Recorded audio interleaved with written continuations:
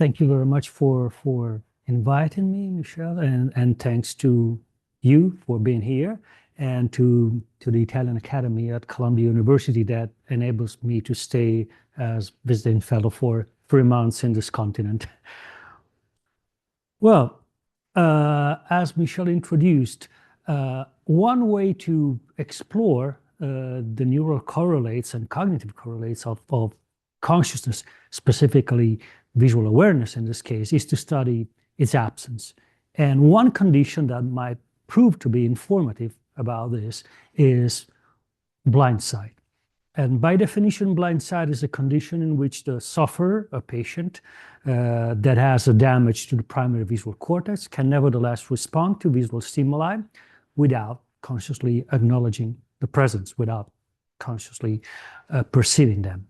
And I mean, to go through history a little bit, I think that the relationship between the primary visual cortex, V1, and visual awareness is summarized by this quote by William James: "The occipital lobes are indispensable for vision in men." To make a long story short, there is this relationship between retinotopic relationship between the visual scene in front of our eyes and the representation in V1, and essentially a damage to V1 creates a region of blindness. If the damage is just in one small portion, for example, in inferior banks of V1, then you have a scotoma, a small portion of blindness in the opposite direction, so in the right superior quadrant. And finally, if the lesion involves the entire V1 in one hemisphere, you'll have a myopia. You will be blind in the corresponding right side of the visual field. That's what summarized the knowledge for humans. And this was at the end of the 60s, beginning of the 70s, the situation with non-human primates, in this case with macaques. I'll show you first this movie clip of a famous monkey, Helen, that was first studied in Cambridge by Larry Weisskopf and Nick Humphreys. First, you see the movie, and then I'll tell you something about the story behind. So here you see Helen navigating sort of a maze and avoiding obstacles of different shapes and pretty efficiently. And she can also be proficient in avoiding semi-transparent 3D obstacles, as in this case. And finally, also when the objects are black patches, she avoids touching them and walking over the patches. And when she's as a peanut, she can grasp it perfectly well. And so you might ask why I'm presenting a movie clip of such a trivial things that obviously a macaque can do properly without any difficulties. And the reason is that this monkey had a surgical removal of both V1 in the left and right hemisphere, a damage that, when occurs in humans, very rarely, leave the patient entirely cortically blind, walking with a Y stick. And so, I mean, initially the emphasis was on the differences between consequences of V1 lesion in humans and in monkeys. Until in the beginning of the 70s, Larry Weisskopf and others started analyzing the consequences of V1 damage in the way that you analyze and assess in monkeys and not in humans. So essentially not asking verbal reports, but asking patients to act toward the stimuli and interact with the environment. Just not to have to be historically precise, but to jump almost 40 years later, when we had a chance to test one of the rare patients who had two symmetrical stroke 30 days apart, one from another, and was entirely cortically blind, so he was walking with a Y stick. And this is the very first time we asked somehow to replicate the condition of the testing of the monkey LN, placing objects along the corridor in the lab in Tilburg in the Netherlands and asking for the first time the patient to try to navigate the path. This is the very first recording of this patient. Here you see the bilateral damage. And this is the very first recording of the patient trying to perform this task and walking along the corridors with daily objects placed at different locations and different shapes and size.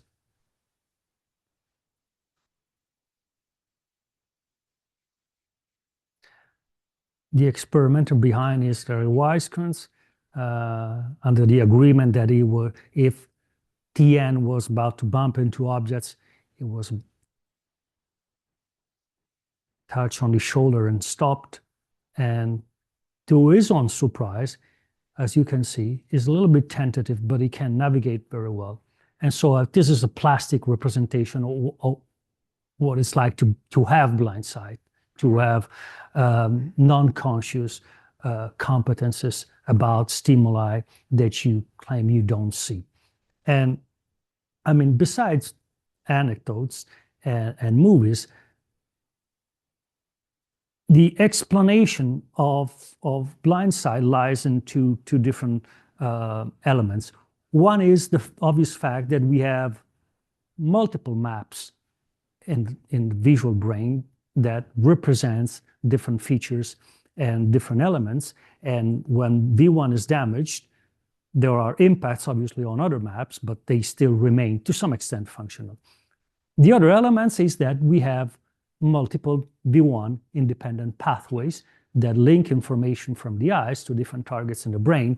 And here I just summarized very few of them, and three prominent targets: LGN, obviously, the superior colliculus, and the pulvinar, which is obviously the posterior part of the thalamus, and some of the shortcuts that bypass the primary connection from the eyes to LGN to V1. And in case of V1, there are still, as you see, many shortcuts that still enable visual information to reach different targets in the brain. And just to give you an example of how informative and this V1 independent connection might be, consider that only the connection between the retina and the superior colliculus, so this one, involves about 100,000 fibers, which is more or less the size of the auditory nerve. And we might do very sophisticated things with our auditory system, including understanding language, of course. So it's better conceived, blind sight is better conceived as a constellation of multiple different non-conscious visual abilities that likely reflects the variety of the different maps and the different pathways that connect visual information from the retina to the brain. And one of the properties that has been studied most extensively over the years is movement perception. And here you see an example of a famous patient, GY, tested for movement perception. What you see here, the red dot, is the fixation spot. So the patient is asked to fixate, and anything, as you can see, he has a damage to the left V1, therefore is blind to any stimuli projected in the right visual field. And you will see there will be a laser point and projecting moving dots, and he's asked to report the movement and direction of the path of the events that he might sense. Could you indicate with your arm the direction and the path of any event that you detect? Okay? There is audio in this movie that is not, anyway, not big deal. The experimenter is asking to report with his finger the direction and the path of any event that he feels being there. As you can see, he can do it properly. And then at the end of this task, he is asked, what did you actually see? And his reply is that I didn't see anything. I was just sensing some movement there. And obviously there is area MT or V5 that has been shown. There's plenty of evidence in humans and monkeys supporting a critical role of MT in motion processing, even after damage to V1.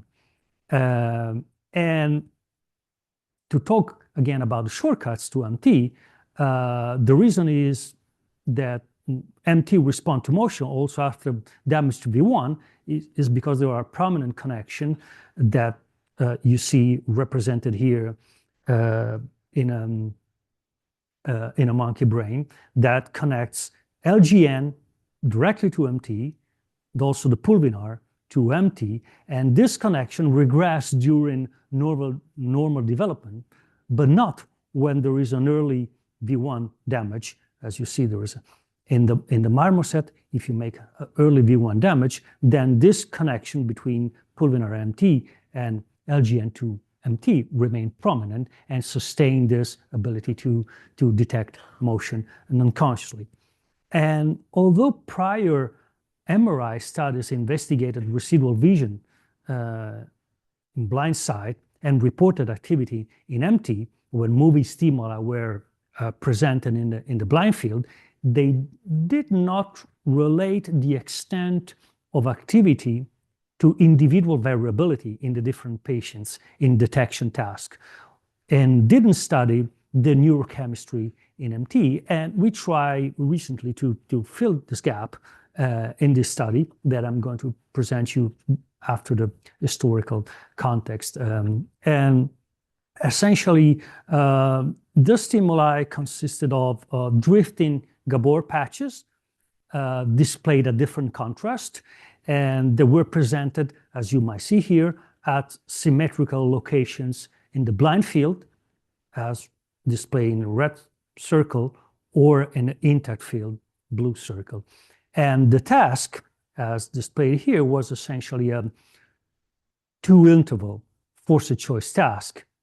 And the patient was asked to report whether the drifting Gabor was projected either in the first interval or in the second interval. And the stimuli, of course, could be projected in the blind field or in the intact field. And at the group level, we tested 19 patients. Patients tend to be obviously more accurate with higher contrast. That no surprise in this. But then we try to relate the neurochemistry of MT to different variation subject by subject in this two alternative interval detection task. Here you see the location of MT at the group level as a control condition in sensory motor cortex, and we measured the concentration of glutamate and GABA, so one excitatory and one inhibitory neurotransmitter. And these measures were compared with person correct on the movie contrast detection task.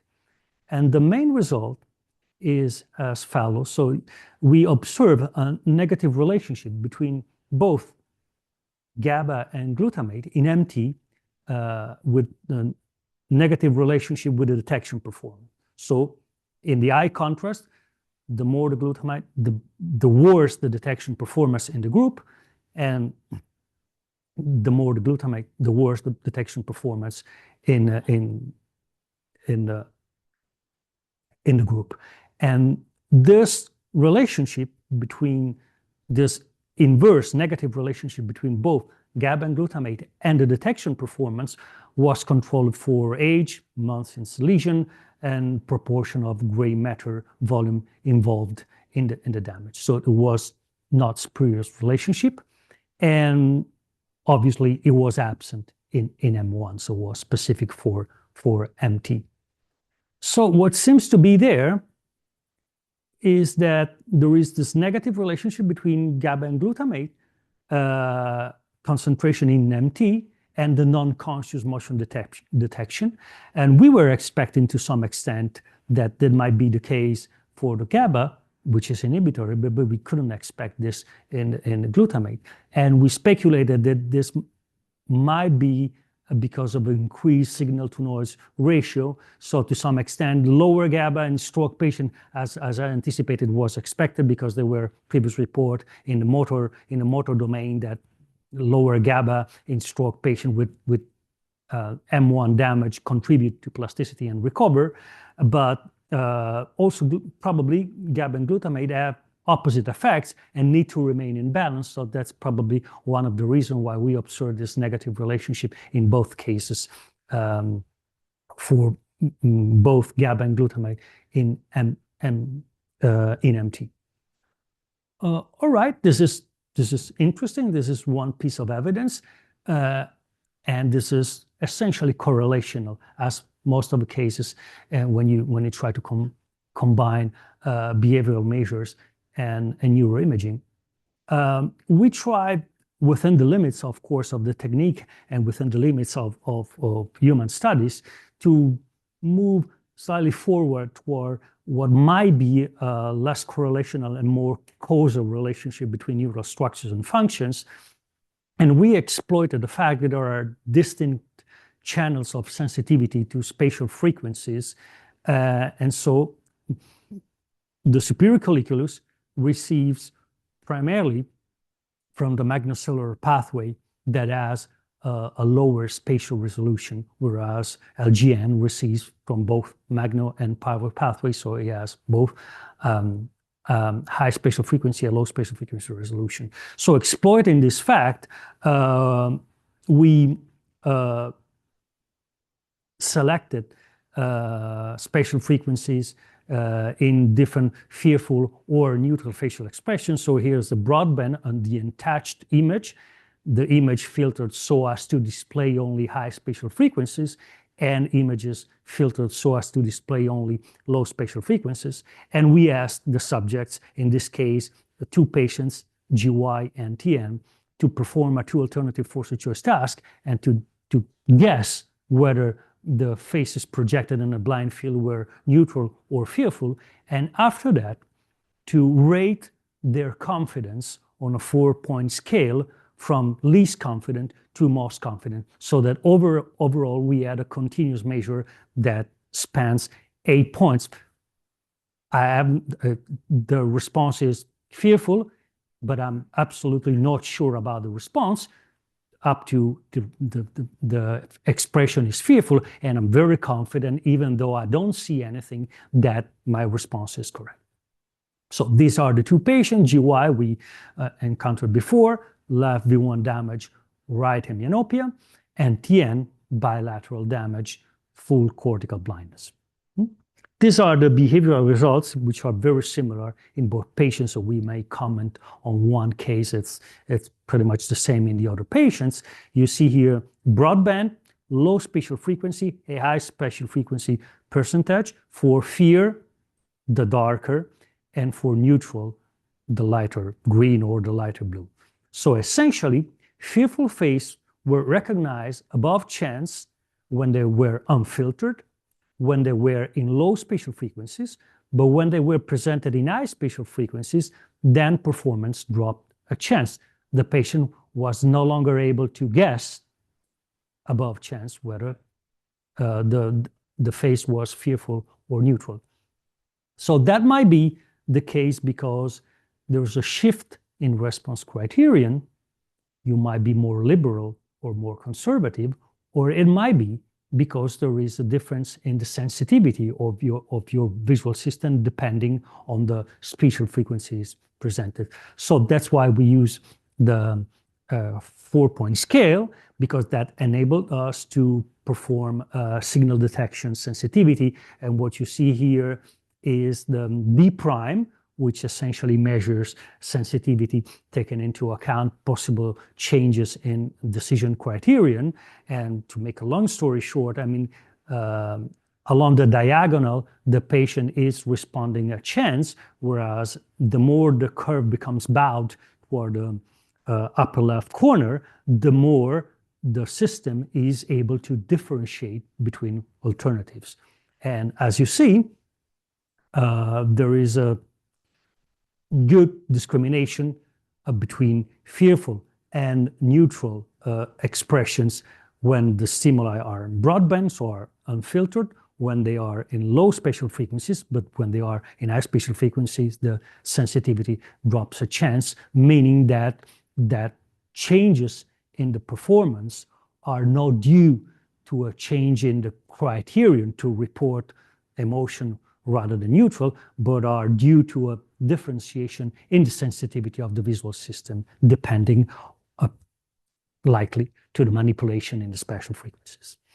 And finally, the third piece of evidence we combined in neuroimaging, we try to assess which were the neural correlates of non-conscious perception of fear in low spatial frequencies compared to the correlates in the of perception of neutral expressions in low spatial frequencies, as it was the interaction term. And in both patients, we found that there was a significant activity in the superior colliculus, in the posterior thalamus, in the pulvinar, and in the amygdala. So this evidence adds up to a wealthy a number of other evidence in other patients and in different conditions that essentially point to a functional pathway for non-conscious emotion perception that involves the superior colliculus, the pulvinar, and the amygdala, and that to some extent this pathway is functional and remain active also after a damage of V1 or when visual awareness is blocked by masking or by binocular rivalry in healthy observers. Right. How am I doing with time? Okay. Fine.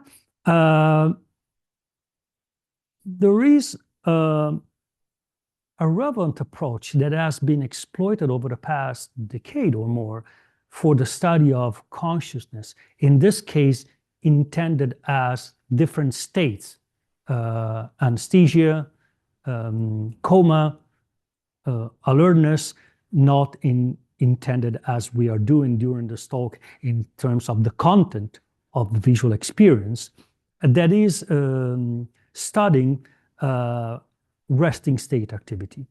So as we know, even at rest, the brain exhibits spontaneous correlated activity across regions that influence cognitive functions, behavior, and provides a biomarker for different neuropsychological conditions. So even though the brain accounts for almost 2% of the total body mass, it consumes about 20% of our energy.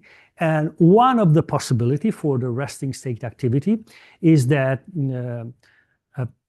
synchronized connection during tasks maintain coherence even at rest. And for example, this picture that was taken from a recent review by Maurizio Corbetta about the possible explanation of the resting state correlated activity is that this correlated activity at rest enables statistical regularities and ongoing representation of the environment, of the body, and potential behavior. So it remains there to serve as a prior to interpret intrinsically noisy information that comes from our senses.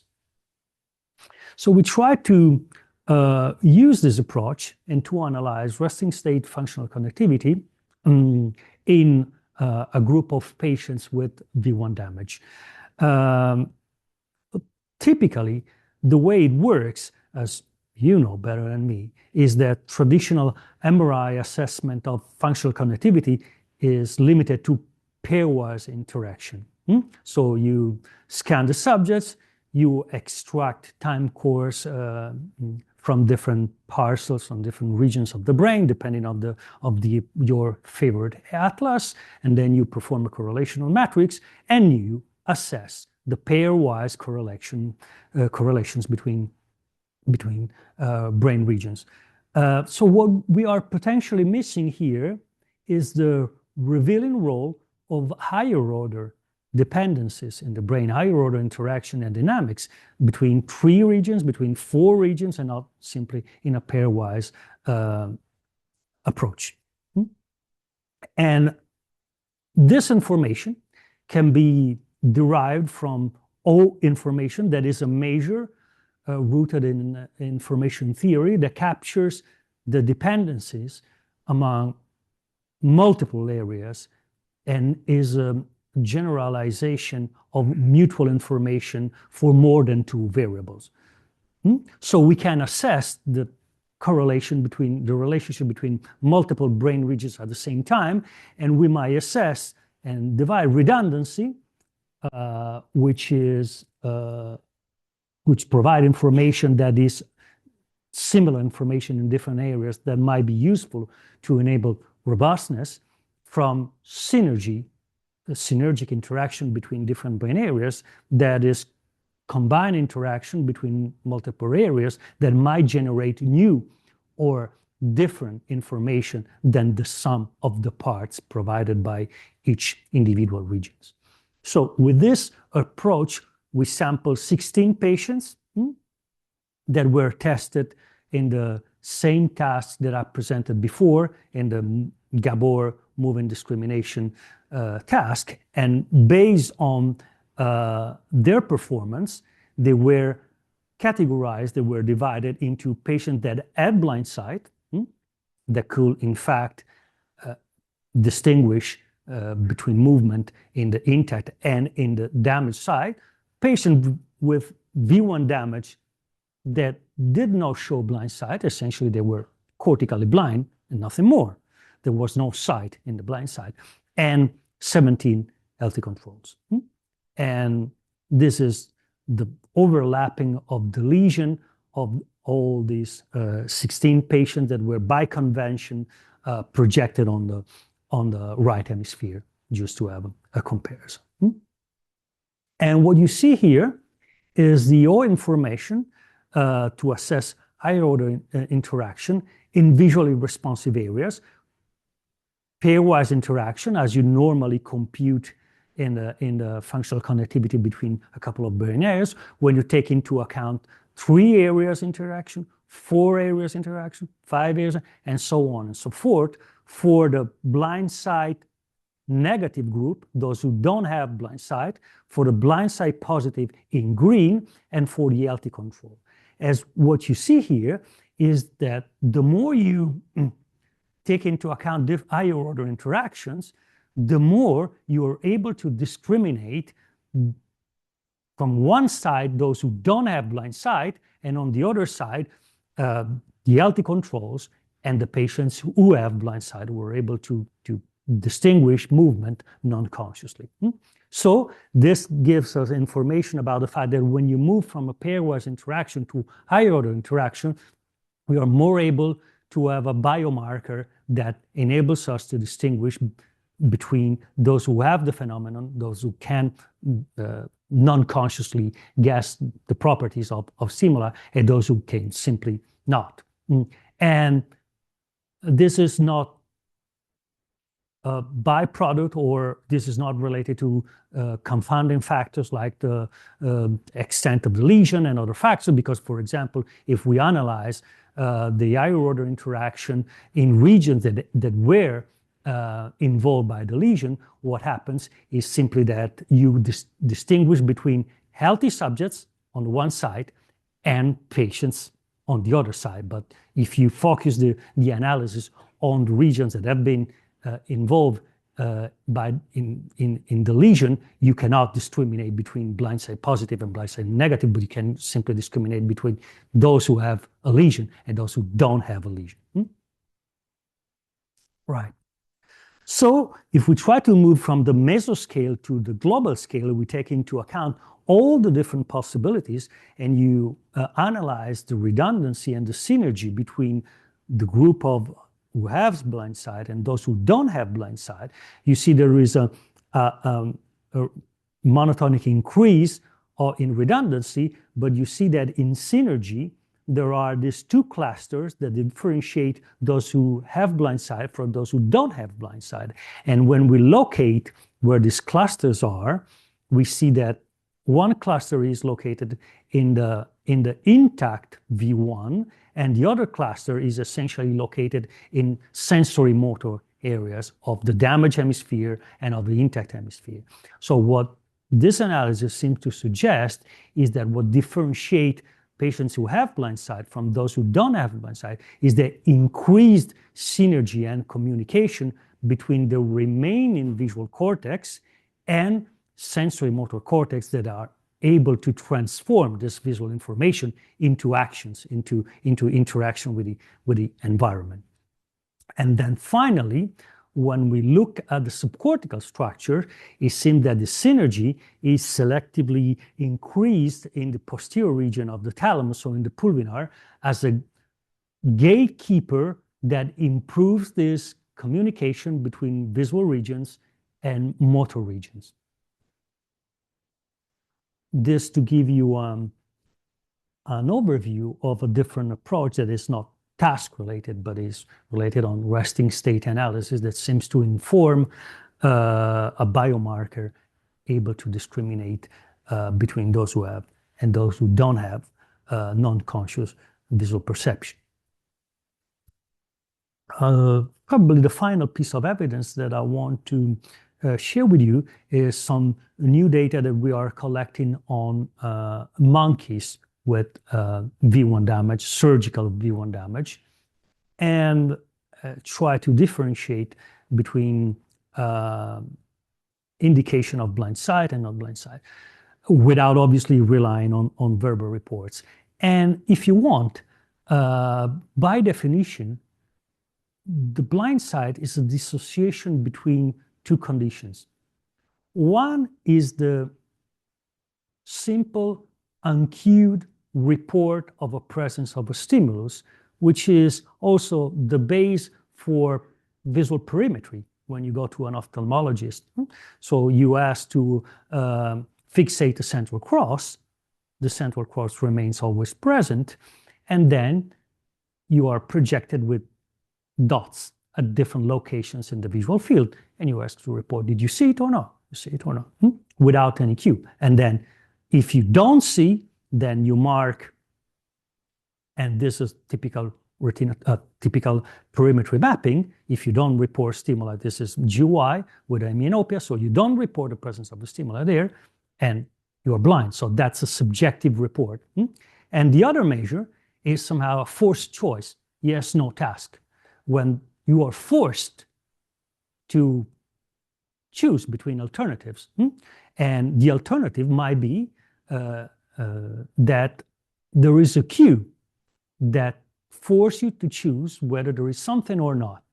And the cue might be the disappearance of the central cross, like in this case. The central cross disappears and say, okay, you don't see anything, but guess whether there was a stimulus present there or whether the stimulus was a shape or rectangle or triangle or was moving or not. So by definition, essentially blind sight is the dissociation between these two conditions, the uncued, yes, no, and the cued forced choice discrimination. And we might adapt this task to test monkeys with V1 damage. So we perform a surgical removal of V1 into monkeys, and in fact, we presented them with these two tasks. In one case, there was what we call on task, so the cue, the central fixation was always present. There was no cue, and the monkey was asked to move the eyes to the location of the target.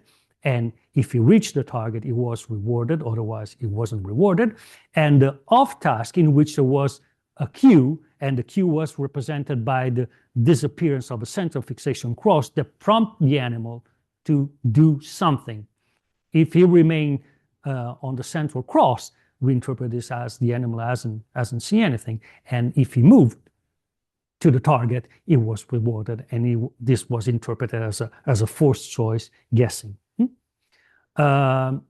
This one element. Second element is that we try to test the animal in the post-acute phase, 3 to 4 weeks after the lesion. Normally, there's a lot of plasticity that's going on in the first 6 months after the lesion, and traditionally blind sight in humans, certainly, and also in monkeys tested in the stable phases after the initial plasticity. So we wanted to try to realize whether there is some indication that these alternative pathways are active before massive changes and reorganization in plasticity. So we tested right after the lesion as soon as we could because the animal recovered. The first element, the second element, that instead of using the somehow standard classification that is correct saccades and misses, we also analyze somehow non-normative behavior that we call pseudo-correct saccades, in which the animal is moving the eyes toward the target, but is not actually reaching the target, like in this case, or is moving in the correct direction, is almost there, but is not landing on the target, or incorrect, but there are errant movements, erratic movements that finally are not direct to the target, but that finally reaches the target. So we analyze essentially also non-standard, non-normative oculomotor behaviors. And these are the results that are represented in the way that you represent the retinotopic mapping in humans. So in red, you have the misses, and in blue, you have the correct responses. And somehow you see that there are mirror images, one of the other. So the lesion was on the right hemisphere of the right V1, and in fact, the lesion was essentially a lower left quadrant anopia. So the animal was not responding when it was not cued, was not responding to stimuli projected in the lower left quadrant, if you analyze the misses, and the opposite. If you analyze the correct responses, the animal was responding everywhere except in the lower left quadrant.